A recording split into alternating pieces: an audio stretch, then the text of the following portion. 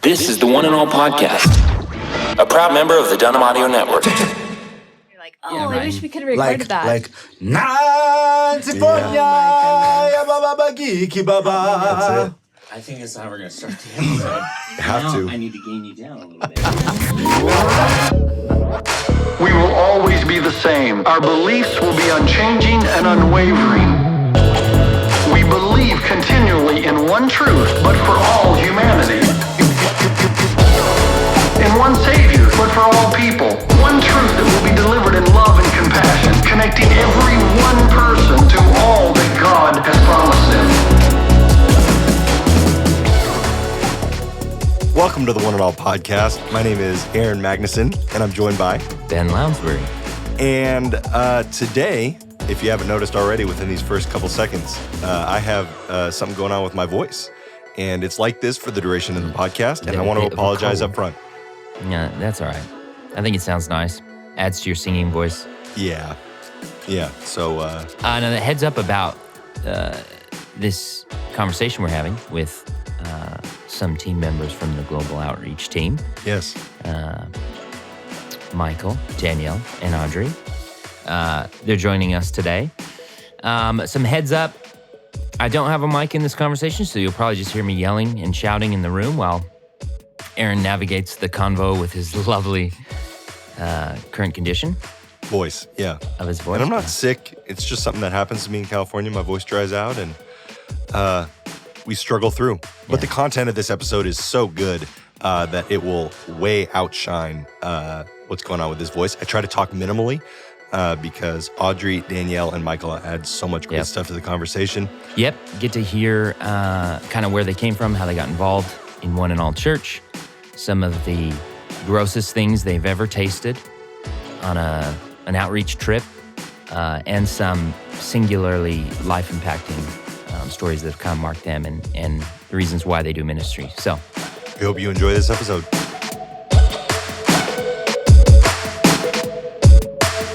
Great. This is going to be one of my favorite interviews because when I came here, if you're listening to the podcast right now, you might not know that my office is right next to One and All Outreach. So I'm right next to Michael, right next to Danielle. Danielle is the first face I see when I come into the house. And so, we're excited to introduce you guys to One and All Outreach. Michael, who leads the department, our outreach pastor. This has got to bring you back because I don't know how many people here know that you were a radio DJ. I was a radio DJ back in the day, and I used to go, Michael, I'm a baby. I don't know whether I should be saying that, but I used to do some crazy stuff, and it was a great morning show. I started actually as a night show host, the first Christian radio station, and then in Uganda, and then moved over to the breakfast show, which was the morning show from about 9 to 10. It was great. How many hours apart were those shows? Well, the morning show was from about, I would say from 8 to about midnight. And then I moved to another radio station and did the morning show from about 6 to 10 There you go. a.m. Yeah, it was fabulous. I love it. Miss it. So you were born in Uganda? Born and raised in Uganda till I was about 27 years old. And then you moved over here. Why don't you tell our audience just a little bit about how you got into the position that you're at here as outreach pastor? Just give them some context.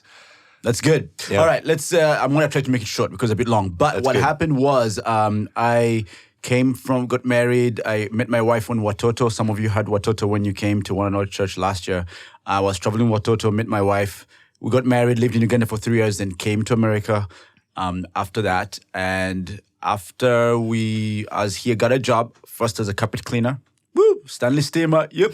Nice. And then and after that, I went to... Yeah, that's right. We are for sure. Went to Veolia and I worked as a hazardous waste treatment specialist. Then I decided, I felt that was called all my life to be a pastor. I went to seminary at APU, whoop, whoop. Went to APU, and after that, I was in the desert for about 4 years, what you call a desert, when I finished my seminary and I didn't know where God was calling me to go. I was still serving at One and All, and I was very highly involved in worship and doing other things. And but I didn't know where God wanted me to throw my gifts at.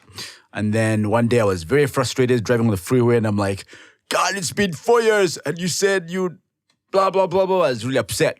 And then I was listening to a radio show, and the pastor on that radio show said, talked from the book of Luke, where Jesus asked Peter to throw the nets in the water. And then the pastor said, Jesus knows when to cast the nets. And that got my attention. And I just stopped whining, and I actually turned off the radio, and I just said, okay, God, you know when to cast the nets. I'm going to wait. 2 weeks later, I'm walking by, and Pastor Jeff says, hey, Michael, I got a job for you. Oh, you do? Great. That's how I got the job. That's a great way to get a job. Yep. That's it. So you are officially what at One and All? I am the lead outreach pastor. Fantastic. At One and All Church. There you go. Yes. And the lead, if I could say. Yeah. Asinienia? Chanter? Yes. Oh, you got to talk to me about this. Oh my gosh. I've been Michael's office mate since I've been here, and I have not heard about this. Latsipenya? Nah. Yeah, that one. Natsipenya ya baba bagiki baba. There you go. That's it. I didn't know that was part of your title. That's part of my title. Hakuna Matata. And all One and All is very familiar with some of your catchphrases, but why don't you just go through, if you are around Michael for an hour, you will hear all Audrey. of these. Yeah, Let's do that. Cool. That's a good one. Go ahead. Yeah, squash the banana is definitely one. Or apertura el plátano en español. That's right. Wow. I can do it in. You can even do I it can in- do that in Italian. Schiaccia la banana. That's What squash about the in banana. Hindi, Michael? Yeah, in Hindi. Hindi? Oh man, I forgot it in Hindi. Oh, but I can do it in Shona, Zimbabwe. That is squanya banana. Ooh. Mm-hmm. This is great. See, Yeah, we could and just then do in a Chinese, whole thing on "Tibia squash the jiao." banana. Yeah. Is that right? I don't know. Oh, okay, nice. Yeah, there you go. So, Michael, thank you for being here. Thank you. We're also joined by Danielle. Hello. And Danielle is on our outreach team. Danielle, why don't you let us know what you do here at One and All, and then tell us kind of how you got into a little bit about yourself. Okay, thank you. Hi, everybody. I am actually the local outreach pastor here at One and All, and it's so crazy how you look back at God's faithfulness through your life, and during even those desert times, like Michael talked about, you don't know where He's working or what He's doing, but it makes sense as you get older. And so my journey basically is grew up in a Christian home. And there came a point when I really loved missions. And so I started going on missions trips with my old church and getting involved in that. That's really what God was doing, is birthing in my heart, a heart for the lost. And so I began on that journey, went on a lot of trips, and then an internship to Japan.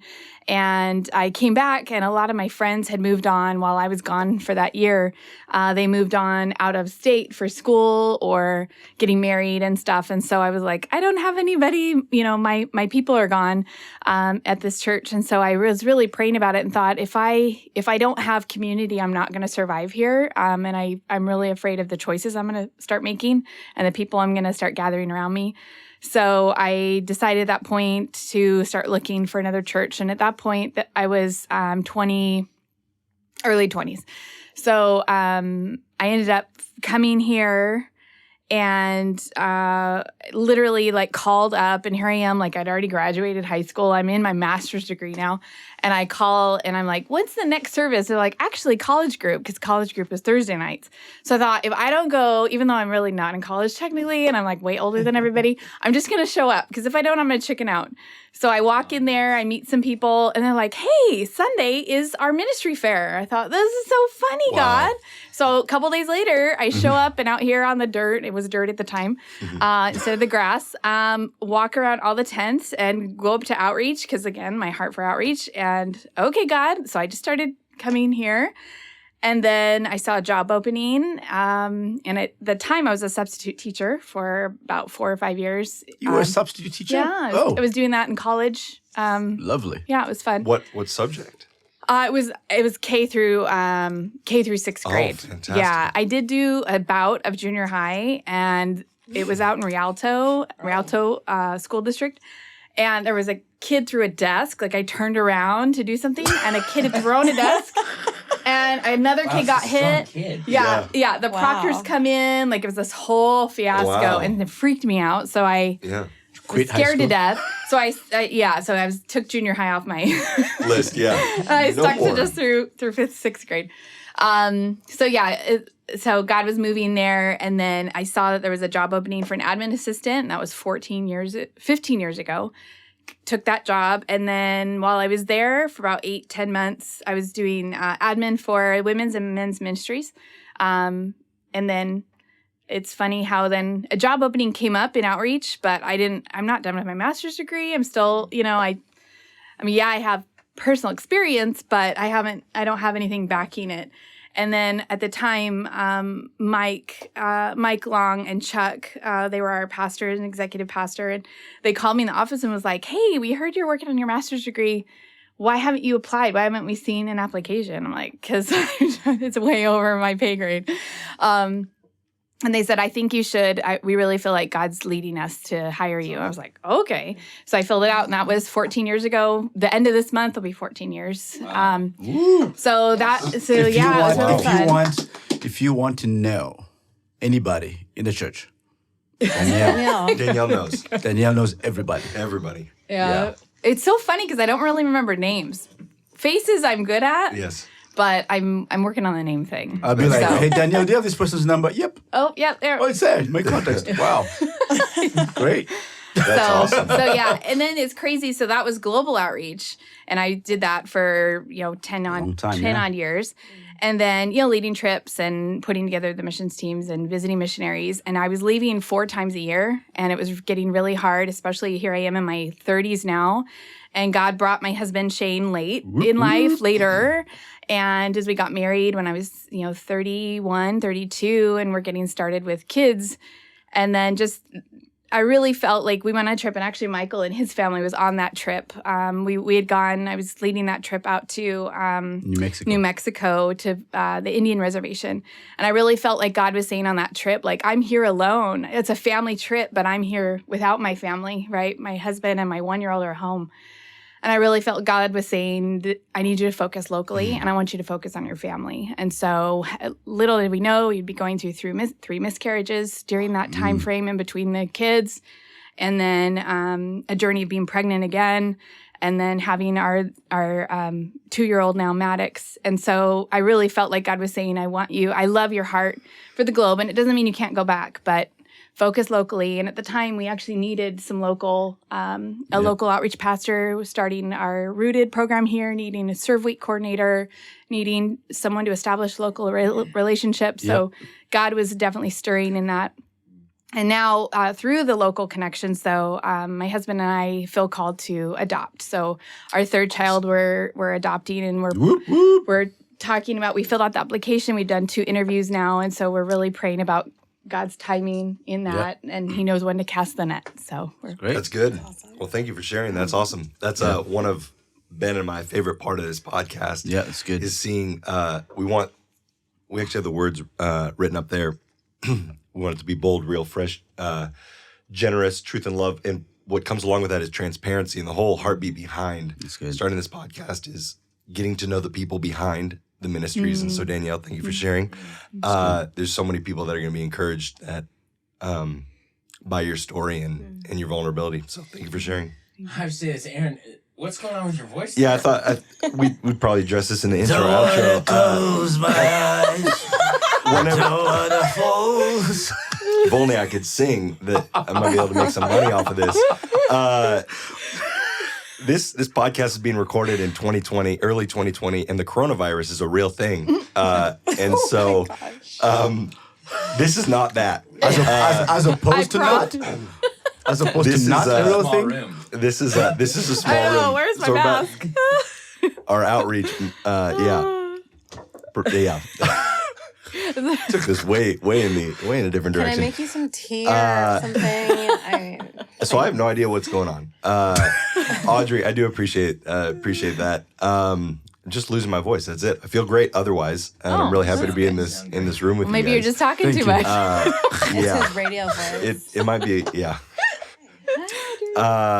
what I love about this podcast also is you guys get to meet people you might not know, especially if you've attended One and All for a really long time, but people who are vital to the success of ministries and what we do. And I can't think of a better example of that than Audrey. Yep. So Audrey, why don't you introduce yourself to One and All, to our listening audience? What do you do for our church? I'm Audrey Ceballos, and I am the Outreach Administrative Coordinator. Such a fancy word for basically the glue of the outreach team. I help coordinate everything. I help Michael find anything he needs or handle whatever he needs, whatever my team needs. I organize and I coordinate. I also do all the coordination. I coordinate all the trips as well. Global trips. That is a big role. And Michael, how much do you appreciate Audrey? Oh yeah, you have no idea. She's done such a great job, and not just with helping me with logistics and my calendar and things like that, but also the whole team as well. You know, because she kind of supports Danielle, and she also Kaleidoscope, and then Compassion Network, and then taking everything that we've got and taking it to the other departments with communications and everything. So she does a lot in.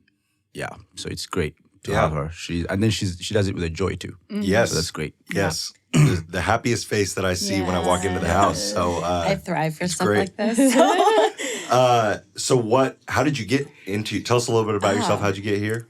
Let's see. I would say it's funny. It's like what Danielle said. Like funny how God just prepares you for where you are. Like 15 years down the road, and I would say probably 2007, God told me, you're going to go global. You need to go global and help with kids out like in India.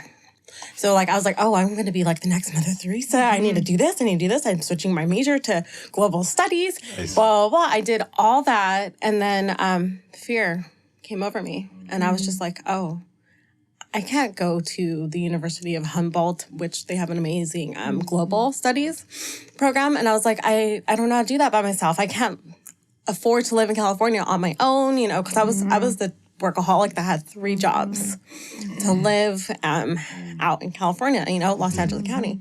So I was like, how am I going to do this? And so I settled. I was like, you know what, God, I know you want me to help kids at risk, kids out in the world, but we have some here. So I'm going to switch gears on you and just help the foster youth. So I switched my major to sociology because that was more broad. And I started helping foster kids working in group homes. I started off as like the overnight staff so I can study and do stuff. But then I climbed up to be an administrator for 2 group homes for a local group home in this area.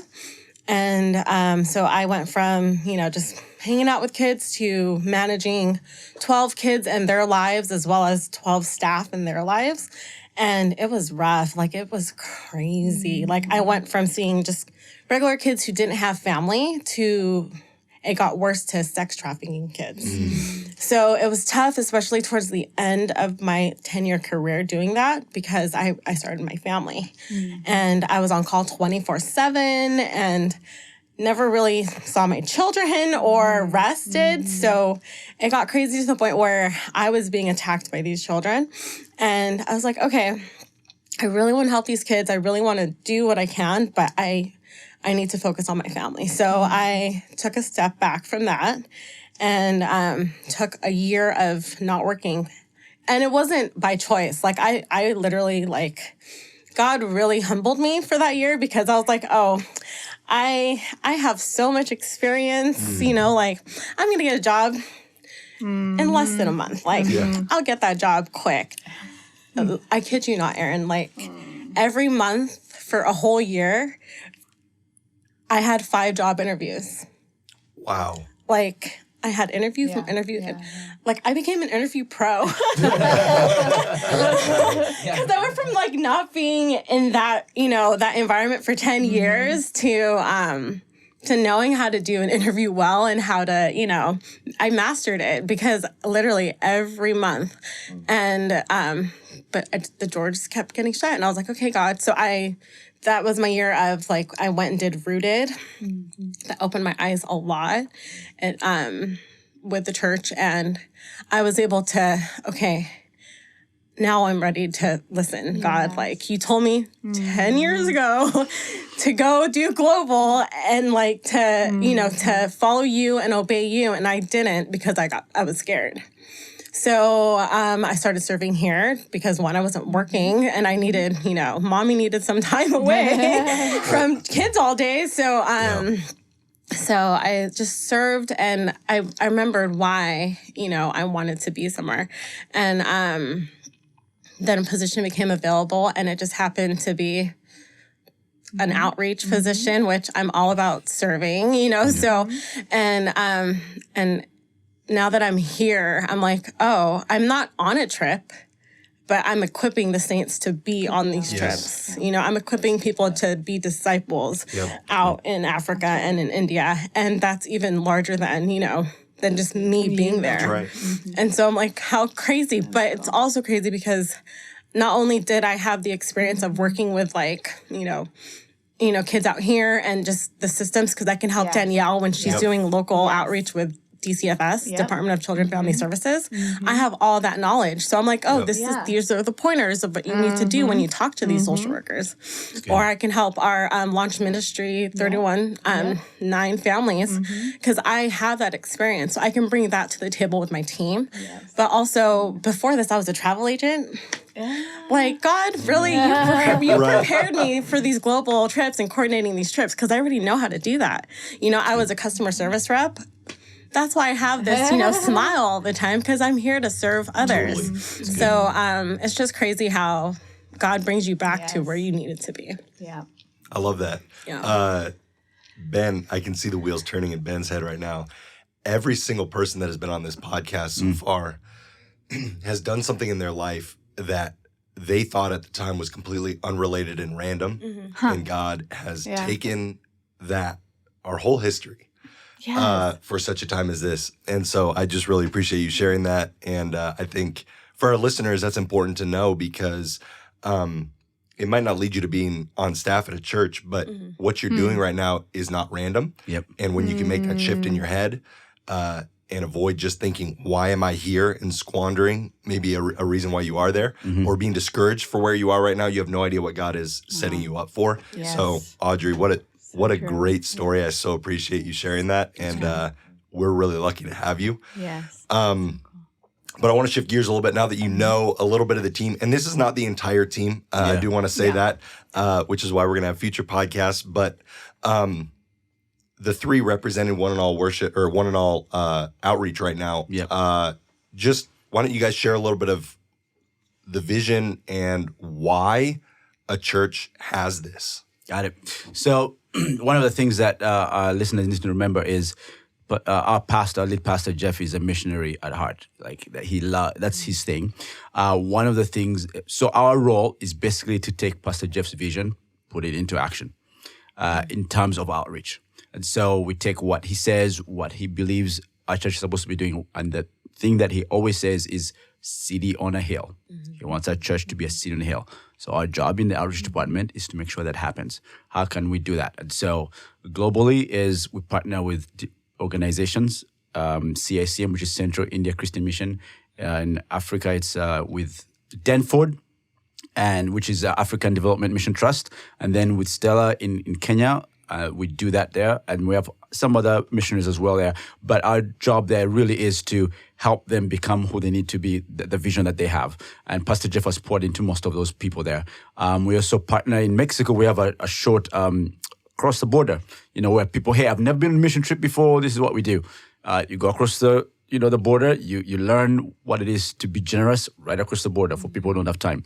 And then locally, of course, Danielle can speak to that, but the idea here is to get people to learn to be spiritual contributors. So go ahead, Danielle. Okay. So at this point right now, we've been doing quarterly serve weeks, and these are to help our rooted and community groups engage in the community to serve. We are now going to do something so exciting and so large, and we've had quite a few churches we've been researching and asking, and they're training us through this, but actually moving to an all-church serve, where in August we hope to have our 6,500 congregation church participate in serving. So we're really excited about moving into a time of, our response through God or to God, our response of worship, our response of gratitude is going out into the community and serving and obeying what he asks us to do as well in disciple making and sharing who he is with the world. So we're so excited about that. And so there's been a lot of great partnerships, a lot of wonderful open doors God is opening. Audrey mentioned DCFS. We're doing an event with foster children with about 5 offices, DCFS offices locally for these foster families. We're working with Convoy of Hope, doing disaster relief kits. Of course, our partner, God's Pantry, in doing food distributions there. And God's Pantry is a big one because God's Pantry is one thing that Pastor Jeff really wanted us to have. And I mean, these guys are men of God. Tom Sweeney, Jason McLean, all these guys these are men who serve, and they started this thing. And now we have a 10,000 square foot thing right down Pomona, and we distribute 6 distribution locations for food. Last year we served 100,000 people. 100,000 people. And it's incredible what God has done. And these are people who are at risk. People, California people think, we're bougie. Yeah, but there's a lot of people who are at risk in this valley. A lot of people can't make it happen. We are the church, and we exist for the world. And so we have to love these people. And most people will come to know Jesus because you loved them, not because you're preaching at them. That's exactly right. Yeah. That's good. So give them a meal. Yeah. Yeah, that's awesome. Danielle, that's great. Local. And then some other things we do is we have Compassion Network. Yeah. Right? That where we basically send out an email to all people who are in that database. Hey, there is someone's house that's leaking, or there's a lady who needs trash picked up, or whatever. And so people sign up and do that. Then we also have Kaleidoscope, which is after school. Can you speak to Kaleidoscope? Kaleidoscope is an after-school tutoring and mentoring program. So we have we're partnered with 3 schools right now, and we're growing in the West Covina area, and then hopefully in the Fontana area because they're in need as well. And with our tutoring program, it's 1 hour a week for tutoring and mentoring, and the kids, they get extra help, especially kids at risk that don't have the help at home, where they can do extra skills on reading and writing, and then also mentoring the kids that are really in need for mentoring. They just have tough times at home, and that extra hour with someone that could just hear them and advocate for them, which is great. And, we also invite our families from Kaleidoscope as well as the community to something that we call the Toy Store annually. And we like to tie that in because with Kaleidoscope, we don't bring in Christ because of the separation of church and state. We just show the love of Christ to them. And so with our events like Toy Store and Thanksgiving, we're able to invite them to at least come on campus and see who we are. And most of these families come back. They, they start not only attending, but they serve during our backpack drives or our toy stores as well. So we have a couple families that have those stories, which is great to tie in everyone. We also do mission trips, a lot of mission trips. Yeah. And the reason is, again, the serve part allows you to be more like Christ. That's the basic idea. When you serve, whether locally or globally, is we're trying to get you to be more like Jesus. Jesus, Philippians 2 says, hey, he gave up himself and he came down and, became a bondservant, just did what God wanted him to do. The aspect of serving is to be more like Christ. And so now we're just discipling people. Our job is really to disciple people so that they can go out and bring those who are far from God near to God. That's right. And that's basically our role. That's amazing. Yeah. I feel like you guys have so much going on. Just a lot. It's nothing. Department. And I would ask, if you're listening, how do you, we're hearing about these things. Where's the first step to get involved? If you are local, I'm sure if there's not already, opportunities online, things like that. But what, how do you get so we're really excited about this new thing that we're partnering with our communications department on is actually having on our website, our new One and All website, will be something, a calendar. And so literally you can go onto the outreach page and under Make a Difference, the Make a Difference section. And under there, you can see all the opportunities for the month and then click on it and then sign up there. So we're really excited about that. So it'll be really fun. So then we're moving not just to focusing on a once a week, 1 week a quarter serving, but we can serve all year round. And now people can now make it easier to sign up, but also we're making a lot of opportunities that are more conducive for families. So a lot of children can now be a part of and serving with their children. There's something about, right, that dynamic of seeing your parents serving with you and vice versa, your parents serving with your kids. So we're really looking forward to what that will open up as we have a lot of variety, a lot of different things going on. And so people can just choose to be, if they choose to commit to a once a week with our Kaleidoscope program, or if they want to do just a once a month thing, they can do that too. So something for everybody. They can sign up to go. Mexico is a good one because it's right across the border. If you're interested in trips, it's just you can do a 1-day VBS, which is a vocational Bible school. Or you can do a 3-day house build. That's very easy, very tangible. You go, you come back. But you can contact us, get on the website, click. You can email, Audrey, and she'll get in contact with somebody. But one thing that we do here at our church is next steps. Get to know your gifts, because when you know your gifts, then you can easily know, I can do that. Yep, that's good. Audrey, for somebody who's never been on a trip or doesn't even know what that process looks like, it's much more than just packing your bags and going. Yes. Do you want to give somebody a flavor of the process before they even go on a trip? So Mexico is quite simple compared to the overseas trip. First and foremost, everyone needs a passport. Even Mexico, you need a passport. You need a passport, people. I will not accept the California, new IDs.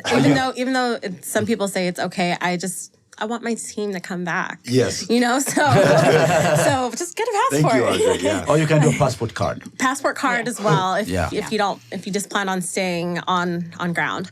Now with Mexico, all of these trips cost money, and that's where people don't realize when they're like, I want to go to Mexico. Oh, what? It's $350. However, I give teams ample time to fundraise. So you will get a fundraising page through our website, which also you can, let your donors know this is tax deductible. Don't create like a GoFundMe or a Facebook donation page, because we make one for you that goes directly to the funding of this trip. Mexico, we have, quick meetings right before the trip. You go for a weekend, you build a house in literally 2 days. It's a 1-bedroom loft. And you build it for a family at risk who's homeless in Mexico, which is amazing. And then you do like team building Saturday evening, and you go to church with our partners, Comunidad El Nino and El Nino Tijuana on Sunday, and then you come home. And then eat tacos and then come home. You eat tacos on the Saturday evening. Oh, that's right. Team bonding event. But the VBS tacos are my favorite because, like I said, I have a heart to do missions, but now I'm in that time where I have littles and I can't really leave them for a long period of time. So the day VBSs, even though it's like 14 hours of go, but it's 14 hours of fun as well, so you get to bond with your team on the drive to Mexico, in the lines to cross the border, but we get to not just teach kids about Jesus. Most of them know Jesus. So it's more teaching them about discipleship as well and how to disciple others in their neighborhood. But we also get to celebrate big milestone holidays with them. So like April, Mexico does this crazy thing called Day of the Child, which we don't do in America. And if you don't celebrate that, you're shunned basically in Mexico. And most of these kids who don't have the money to celebrate it, we bring it to them. So what does that look like? It's a big fiesta. It's just a big party of we're celebrating children. And so there's piñatas, there's food, it's crazy. So April is going to be actually our biggest team this year because We have like community group rivalries going. It's not really rivalry. One community group is like, I'm going, and then I got my community group to go, and we just have other people go. That's We have awesome. like 20 people going, which is the biggest in history, Wow. and we're serving 120 to 150 kids. You know, I want to say something. There's something, I'm a product of a missionary. So a missionary came to Canada from Canada, started a church. And I always tell people this. There's a lady who came, I can't remember her name. All I remember is that she had red curly hair and she spent time with us. After the war in Uganda, which was a long time. Because that woman came for a month, I am who I am today because of that lady. If that woman didn't obey, I don't know whether I'd have been here. She gave me a love for music, even though my family was musical, but gave me a love for music, started a choir, and because of that, I was able to journey through ministry and loving church because I knew I had to go to church because it's someone who came to bring light. So anytime you go, you serve, whether on a mission trip or even just locally, Kaleidoscope, Mexico, you don't know what that is going to do for 40 years in the future. You have no idea. Yeah. Amazing. And to tie into that, especially with Mexico, you don't have to speak Spanish. I don't speak Spanish.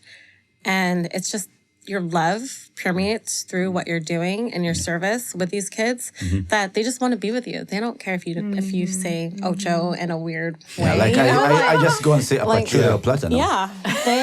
And they just They just you know, love it. They yeah, just love it. love that you're there spending time with them. Yeah. That's right. Yeah. Yeah. And Hakuna then Matata. our overseas trips are more rigorous because we want to train and equip Yep. the team members before they go because they're going to be in a different country for almost 2 weeks. Like, I'm sorry, you're going to be stuck for 2 weeks. Not stuck, but you can't go home. You can't just drive home. Right. So we do 6 mandatory trainings that equip them to prepare them spiritually, culturally, as well as they can bond as a team because you're going to be Theologically, all that stuff. yeah, all that. And we also do an interview beforehand because we want to know if you're ready. Yes. Because we're not going to send ill-prepared people to another country and the countries that we go to, especially in Africa, they're more spiritually mature than we are in America. Yeah, sometimes. Yeah. So it's shifted because back in the 50s, we were the ones going out there. You know, now they're the ones who, especially like in Zimbabwe, for instance, we had a team last year, and they were in the midst of a conference, and people walked 5 hours to be part of this conference. And since they walked 5 hours, it would take 5 hours to go back. So they would just sleep there out in the open. And that like tore our team members apart, like their dedication to be part of this That's right. conference. Yeah, This, it's you know, incredible. so that's why we have to prepare our teams to understand what they're getting into before they can even go. Yes. Do you, Ben, do you need to, I was going to take it in a lighthearted direction, and I felt like you were going to keep it there, so why don't we keep it there for a moment? Let's just stay in that. Well, let me get something out of the way. I don't have a mic, so I'm just shouting in the room. Yeah. And your So voice they- sounds mic. better than mine with a mic. Yeah, so grab cheers. I'm gonna steal this real quick. Ooh, you like that. Yeah, because I wanted to ask a question.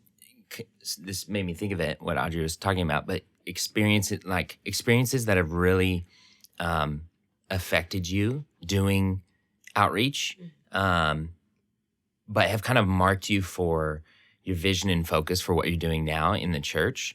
I think hearing people's stories and their experiences and their encounters with God, God's situations, ministry opportunity. I think there's always so much to learn from people, and so I wanted to ask from you guys, like, what have been some of those moments?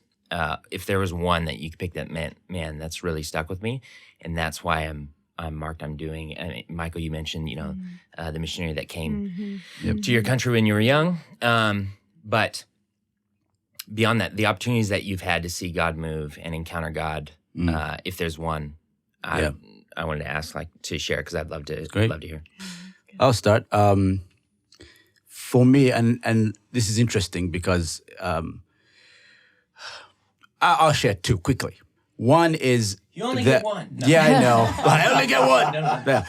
One is the amount of people. There are few people who've gone into ministry because of my interaction with them, and that has made so much because I did not know sometimes that my pouring into people's lives actually can result into something. So I have seen fruit of some of the times I've met with people who've been on trips. They come back and they want more. And I'm like, wow, I know someone who is right now a kids pastor because she went to India. Boom. Like, that's just incredible. I know someone who's at a university because she went on a trip, and just pouring into them and just being there for them, answering questions, just praying to them, mentoring them. It's been really fantastic. For me, that has been very impactful. One thing when I went to India was the leper colony. That really hit me hard, because in the moment that I was asked to touch a leper, or that leper reached out to me, that, man, you have literally microseconds to think, am I going to be like Christ or not in this moment? That's right. Right. Boom. And you literally, and lepers in India are loved by only Christians. Yeah, that's amazing. So there you go. Yes. That's kind of, my thing. I would say for me, my journey in Japan, I kind of brushed over that a little bit, my year in Japan. It was an awesome time and the most difficult time in my life as well. And I think part of it is there were a group of 5 of us that went out from my school, my college, and we all were separated. So I'm in this small little fishing village, Chinoshi, in Japan, and away from, of course, my support system and everybody that normally I would run to when I have tough times. So it was during that time that God was saying, you only need me. You don't need anybody else, you know. It's great that you have parents that you love and friends and siblings and your church, but you only need me in this life. And so that was a really beautiful time for me. And I, during that struggle, though, I was upset with him that how in the world you would still call me. I knew for sure he called me to Japan, but why would he want me to suffer for a year, you know? And like my whole life change in my view of him, my view of myself. And so I was really upset towards the tail end. And I remember I was on the airplane home, I'm journaling, and I was upset with him. And so it was a couple months of me not, during worship, I wasn't feeling anything. I was just so lost, and I don't know who you are anymore. I don't know who I am anymore, And ironically enough, I told him in my journal, I can even pull that out. I said, I will never allow you to do that to me ever again. And it was that, it's weird because when you're raised in a Christian home, but it's like I didn't even know him anymore. So here I was struggling in that. And my sister came to me and said, I want to go on this mission trip. And she's 6 years younger. So she's in high school. And I'm like, and in my mind, I'm like, how am I going to discourage her and share all that stuff? I was trying on purpose to guard my siblings from the trauma I'd experienced for that year. I'd share little things, but for the most part, I didn't want them to view missions negatively. And she said, but I won't go unless you go. And I went, what? And so then it really caused me to start talking to the Lord again and being like, why did I allow the enemy to use that time, which that was where I was falling in love with the Lord the most. That's where I was growing the most, right? Is when you're in your struggle. And so I basically then made sure that God and I were good. I went on that missions trip with her, and I just cried the first night in Nicaragua going, God, I'm so sorry that I allowed the enemy to take me away from you for a little bit because of that distrust. And so it built that trust back. I came, on the airplane home from Nicaragua, then I'm journaling, okay, I know it is missions. I know missions is my call. And so that I'm going to go home. I'm going to apply. I applied at Biola University for my master's degree that next week. And so it really helped God stir me back onto, no, this is what I have for you, and don't run anymore because I'm with you. You can trust me. Yeah. You can trust me. Yeah. That's awesome. So. It's good. So one thing that we like to do at One and All, especially during big events, is give invitations to our One Lives or just our neighbors or like our Toy Store families. We'll be sending invitations for Easter. And that, even though it's just a tiny little piece of paper, that actually means a lot to me because that's the story of my salvation right there. Wow. So I was like 21, 22, working. Like I said, I worked 3 jobs all the time. Like that was just my thing. Like I had nothing else to do. Might as well just work. And I was just hanging out at our company lunchroom, which was just a big cafeteria, but it was small enough for people to just invite people to parties or gatherings without it being weird, you know, like, and there was an invitation on one of the counters, and me don't want to miss a thing. I was like, oh, party, you know, and I open it. It was an invitation to Great Glory Harvest.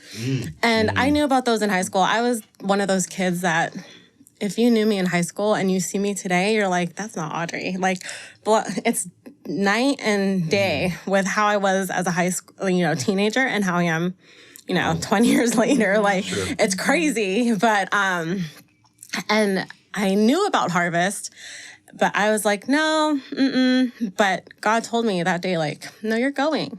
You're going to go to this. And and it's because of that invitation that was just left there, that I went and I received salvation and, surrendered my life to Christ that day when I went to Harvest, because I saw no one gave it to me. It was just chilling right there. It was a whole stack of invitations. And so when we pass out invitations here, like, my heart goes out to, like, yes, you need to pass these out. So when when there was a need to make them, I made sure my team made these, to have so we can give out to our regular attendees. That's awesome. I have one more quick story about God's Pantry. 2 years ago, this really stood out to me as to why we do what we do and why we equip those to go out into their local community and their spheres of influence, and then around the world sharing God's love. We were at God's Pantry, Pomona, and I look over, and one of the team members or the group members is a mess over in the corner, like crying. She can't even speak when I went up to her. She was just hysterical. So finally she settled down and then said that I'm so sorry. I was just very overwhelmed. I looked over, and in the line was the housekeeper that comes to my work in the morning to clean, before all of us get there. And so she said, I've seen her a handful of times when I go in at like 6 a.m. I go in early, and there she is vacuuming and, getting everything prepared. And she said, I had no idea that in order for her to make it with her family, she has to go out on a Saturday, stand in line to get food from God's Pantry. Like, she had no idea that the wages they were giving was actually not enough to survive. And it blew her away. And she ended up, as a result of that, went back to her office, and they basically adopted that family for the holidays, provided Christmas gifts and a Christmas tree for them. And I love that, because it was just such a practical way, but also something that was literally in this woman's sphere, a woman she's seen at the office before at 6 a.m. vacuuming. And for her to say, I can do something now, and I can reach out and share God's love with this person. And that was just such a wonderful way of God saying, I see you, but I want you to see others,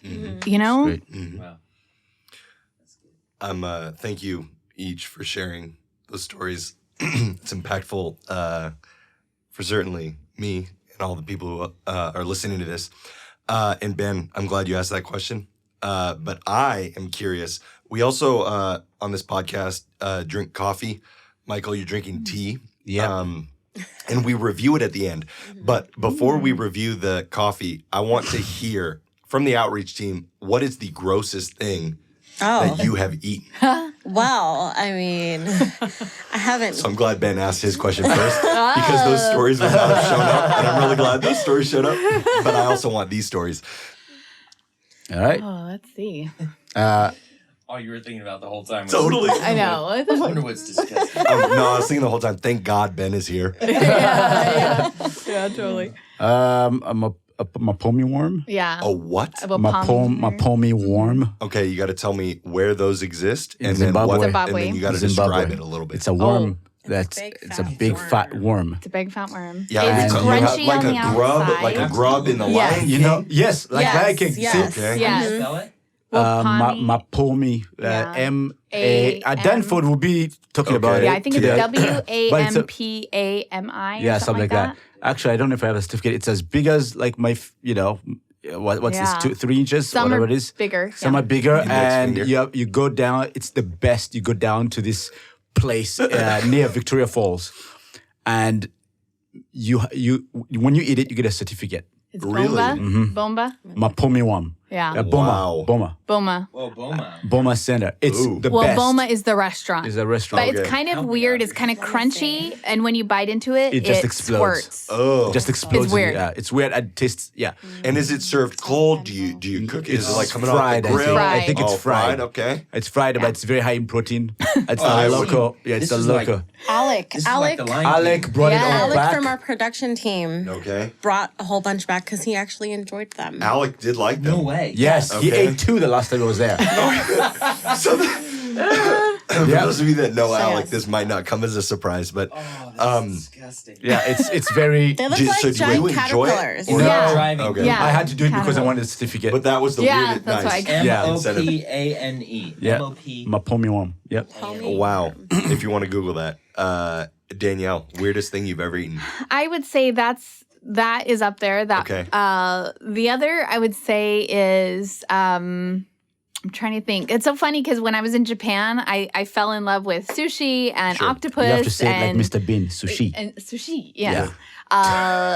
So an eel, like all that stuff I love now, which is funny because before I wouldn't. I would say I guess a weird thing is the raw eggs that I see in a lot of countries. There was a lot of raw egg. So, and I'm just not a raw egg fan. So you just kind of have to. Slimy and satisfying. Describe that a little bit, like a raw chicken egg or like a raw egg from like fish or like. What? It was it was chicken. Okay. It was, there were some bird eggs as well. And but you like eat it out of the shell or they crack it and put it on the plate or what? Yes, both. Okay. And also there's a lot of like udon and some other soups and whatnot that I Udon? had in Japan. They would put the raw egg inside. And so there was some of that of like, I don't eat the raw egg and I don't want to get sick. But I just ended up eating and thank God I never got sick. There you go. But one time that I did get sick, and it was not a strange something, but I ended up eating some food on the side of the road in Kenya one time, and I ended up getting a worm from that. No. Well, no. Oh, no. Like, no. I ended up getting a tapeworm. Okay. Kind Yeah, of you thing. don't want a tapeworm. And when I came home, I was sick for 6 months. So going through lots of tests and all that, and they finally were able to kill it and get rid of it. But so I Wow. would say because I had that fruit on the side of the road and it wasn't cooked, then it made me sick. So I would say maybe it wasn't the grossest thing, but it was the grossest thing when I got Sure. back Sure. in being sick for You don't so want long. a tapeworm. No fun. And I would clarify, I don't remember what I said. Strangest or grossest, either one. Yeah. Because you might have liked it. So That's Audrey, true. what do you think? Well, coming from Filipino background, Ben did mention it, but I mean, it's normal to me, but I won't eat it because Okay. it's just strange now. As a child, I didn't know any better. Sure. There's something called balot, and balot is a egg. It's a duck egg, and it's an embryo. It's so the duck is in the egg. It's not yolk. It's not. It's in the egg. Like what's baby bird. It's a baby duck. Oh, so almost. It's almost ready to hatch. Oh. Almost. The duck's You serious? bones are very delicate. So Right. so basically you take. Crunchy. Yeah, a little. And so it's like sometimes my family at family parties just dodge the balot eaters because they'll try to, give you an honorary Filipino family, initiation. But so you basically take the whole thing and you just take it like a shot and you swallow. So you don't cook it at all? You cook it. Oh, okay. You, All right. you boil How do it. you cook it? Boil it, okay. You boil it for hours. And you do like a little salt as well. Yeah, you put salt. Ben, have you eaten Yes, Yeah. he Okay. has. Crack So the top open. Does Yeah. it still look like a duck after it's been yeah, cooked? yeah. And you see a little feather. You're eating a baby bird. A baby bird. So you peel. The first top Wow. is the little, I guess the yolk that they eat while they're growing in it, which doesn't taste bad. I ate that as a kid, but it's the whole duckling, and you just swallow it. Wow. It's best to swallow so you don't feel the crunchy bones. Oh, Yeah. Yeah. You crunch. I don't know. The beak Yeah, beak, in yeah. particular was. Yeah. Oh. Yeah. God. Yeah. But I didn't want to do the whole thing, so I kind of like. yeah. No. yeah. You just take it in. Slimy, Just- The poor yet little satisfying. thing. and I made a mistake. the As flavor's Pumbaa not would bad. say. It's just weird. Slimy, But yet here satisfying. at One and All, for our cultural sensitivity training, Yeah. we should give do our that. team members grasshoppers. Nice. And so They're actually not bad. they're bad. from Mexico. That's like one of the delicacies in Mexico where they actually just eat them as tacos. And I order them off Amazon and we share it with our Their lovely chili team lime members. flavor. Chili It's actually lime or quite good. adobo flavor or On the night he was betrayed. and I should have brought some for Aaron to have, right? Like It was offered to me. This was Yes, this was actually yes. a couple weeks ago, and I passed. Oh, did you see? yeah, if you he ran missed out of it, the I room. tried. I went up, took a video, a bunch of people, and Craig, was yeah. like running. Oh, he's gone. He, Oh, yeah, he he was was running. gone. He He didn't was There you go. hiding. Yeah, that is true. We'll get off of the weirdest foods, and we drink coffee. This is a coffee Yes. conversation. This podcast, and we slash tea. at the end /tea. Thank you. We do invite one Cold at once. one and all are welcome. And so we do allow tea drinkers to hop in here. So just go around and say what you had and review the coffee. All the coffee is from Starbucks today, and we are open to sponsorship. So let's we try to go around to different places. This is the first crew that's had Starbucks. Okay. So let's go around and say what you had and review it. all right, I'll go first. So I'm complicated with my orders. I had a skinny vanilla latte with almond milk. That's actually easy, but I normally don't say skinny because no one knows what that means. That's just basically sugar-free syrup and non-fat milk. But since I didn't do milk, I did almond milk. So. How does it taste? Did you enjoy it? It was safe. So it was Starbucks, and it was amazing. There you go. I was, Safe. safe because Familiar. That's a good word. Yeah. Danielle? Okay. An Americano, and I really like it. I hate it when they put too much milk in because then it waters it down. And so I moved from a latte to Americanos because they're stronger. And so this one is really good because it's light on the cream. Very nice. So So you want to taste the disgusting I want to coffee. taste and stay awake. I mean, Starbucks. Yes, both. Starbucks is great. You wow. can tell we're not after. Anyways, Starbucks won't listen to this. Yeah, it's okay. I know. I and am a was it coffee good? bean fan. Was it? more, You but could it's you could good. take it. You could Oh, taste yeah, it well. it was really great. Good ratios. Yes, really great. There you go. Thank you so much. Michael Chisaka. Chai tea latte. Was Chai tea. with whole milk. okay Don't with whole forget milk. It was good. 5. What were the good 5. parts? I would do because I usually make my tea and I have to it's or if you go to India and have a tea there or Kenya they make tea Oh. the different Chai tea. in Kenya Chai tea. it's Oh. that's what I'm like so That's true. 5 So when it's a 5 out of 100. 5 out of 10 10, all right. 10. No, not 100 Further yeah down. And I am drinking a standard cold brew. You guys are aware of that by now. That is the test, and it's good. It's a it's good it's a Cold brew. Starbucks cold brew. It's safe. Yeah, I don't know. To attach a number to it, it is safe. I would use the word familiar, Familiar. not Okay, safe. good. You know Safe what- would be you know what to expect. good. Yeah, safe implies You're never good, and necessarily so disappointed. Oh. yeah, you just You come in low.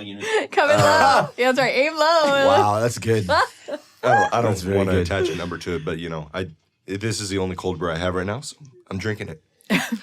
Ben, Gratitude. I just had a latte. I would rate it a 4. Oh, nice. yum. Yum. all right There you go.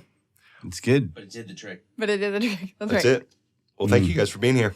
yeah Thank you for having us. can we let's see Sing us out. Yeah, sing us out. sing you out Sing us a song. let's Michael used to be a all right. recording artist. Oh my gosh Yes. Don't you take a look at my sin, Lord. Don't you take a look.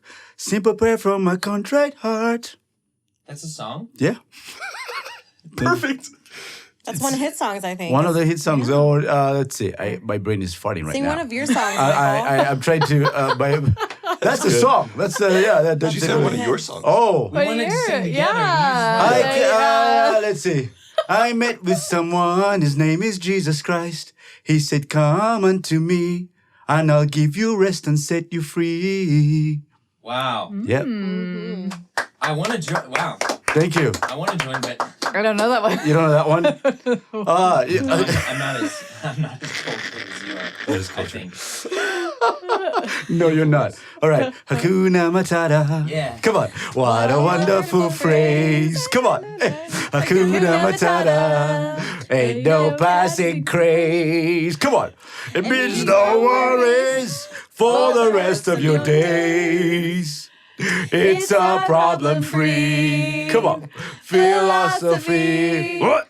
Hakuna Matata. That's right. Why? When he was a young warthog. Yeah, that's right. Yeah. That was a little too good. Thank you for listening to another episode of the One and All podcast. I'm just so thankful you guys were able to hear that conversation from our One and All Outreach department. The transparency, the stories that were shared, both the lighthearted and the deep, just gave some great flavor and context to what we're trying to do to impact people's lives here at One and All. And I hope you guys would consider heading over to oneandall.church, which is our website, looking into how you can get involved, maybe even going on a trip, partnering with us, impacting lives and creating some of these stories for yourselves. I'd also love to encourage you, wherever you're listening to this podcast right now, consider subscribing, and then you'll get notified each time new episodes from the One and All podcast come out. We'd also love to connect with you in community. So why don't you take a moment, look at the show notes of this episode and see how you can get involved.